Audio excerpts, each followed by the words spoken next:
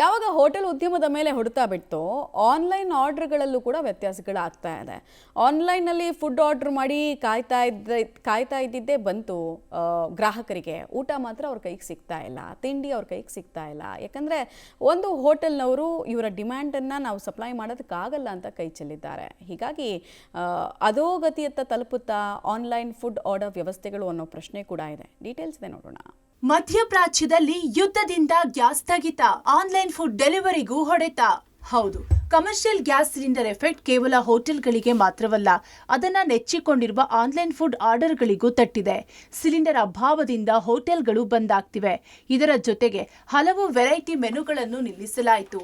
ಇದೆಲ್ಲದರಿಂದ online ಆರ್ಡರ್ಗಳು ಕಡಿಮೆಯಾಗಿವೆ ಅಂತ hotel ಮಾಲೀಕರು ಹೇಳ್ತಿದ್ದಾರೆ. ಇವಾಗ ಆನ್ಲೈನ್ ಡೆಲಿವರಿ ನಮ್ದು ಆಲ್ಮೋಸ್ಟ್ 40-50% ಡೌನ್ ಆಗಿದೆ. ಯಾಕಂದ್ರೆ ಇವಾಗ ನಾವೆಲ್ಲ ಐಟಮ್ಸ್ ಕೊಡ್ತಾ ಇಲ್ಲ ಈಗ ನಮ್ಮಲ್ಲಿ. ಮತ್ತು ಅಲ್ಲಿ ಲಿಮಿಟೇಷನ್ ಇರೋದ್ರಿಂದ ಕೆಲವುದೆಲ್ಲ ಸ್ವಿಚ್ ಆಫ್ ಮಾಡಿಬಿಡ್ತೀವಿ ಐಟಮ್ಸ್ ಎಲ್ಲ. ಆದ್ದರಿಂದ ಅವ್ರಿಗೂ ಆರ್ಡರ್ಸ್ ಎಲ್ಲ ಕಡಿಮೆ ಆಗಿದೆ. ಈಗ ಮೊನ್ನೆಯಿಂದ ಸ್ಟಾರ್ಟ್ ಆಗಿದೆ. ಅವ್ರಿಗೂ ತೊಂದರೆ ಆಗುತ್ತೆ. ಫಾರ್ ಎಕ್ಸಾಂಪಲ್ ಗಿಗ್ ವರ್ಕರ್ಸ್ ಅಂತೀವಿ ನಾವು, ಅವರಿಗೆಲ್ಲ ಹುಡುಗರೆಲ್ಲ ಬಂದು ಡೆಲಿವರಿ ಮಾಡೋರಿಗೆಲ್ಲ ಅವರಿಗೆಲ್ಲ ಹೇಗಂದ್ರೆ ಆರ್ಡರ್ ಬೇಸ್ಡ್ ಅವರಿಗೆ ಫೀಸ್ ತರ ಫಿಕ್ಸ್ ಮಾಡಿದ್ದಾರೆ. They don't have fixed salary ತರ. ಹಾಗಿದ್ದ ಪಾಪ ಅವ್ರಿಗೂ ಏನಾಗುತ್ತೆ, ಅವ್ರಿಗೂ ಸಂಪಾದನೆ ಡ್ರಾಪ್ ಆಗ್ಬಿಡ್ತಾ ಇದೆ ಇದರಿಂದ. 40% 50% ಕಡಿಮೆಯಾದ ಆನ್ಲೈನ್ ಆರ್ಡರ್. ಒಂದೆರಡು ದಿನಗಳಲ್ಲಿ ಆರ್ಡರ್ಗಳು ಸಂಪೂರ್ಣ ಬಂದ್. ಕಳೆದ ಒಂದೆರಡು ದಿನಗಳಲ್ಲಿ 40% ಆನ್ಲೈನ್ ಡೆಲಿವರಿ ಕಡಿಮೆಯಾಗಿದೆ. ಹೋಟೆಲ್ ಮೆನು ಕಟ್ ಆಫ್ ಹಿನ್ನೆಲೆ ಆನ್ಲೈನ್ನಲ್ಲೂ ಹಲವು ಐಟಮ್ ಸ್ವಿಚ್ ಆಫ್ ಆಗಿವೆ.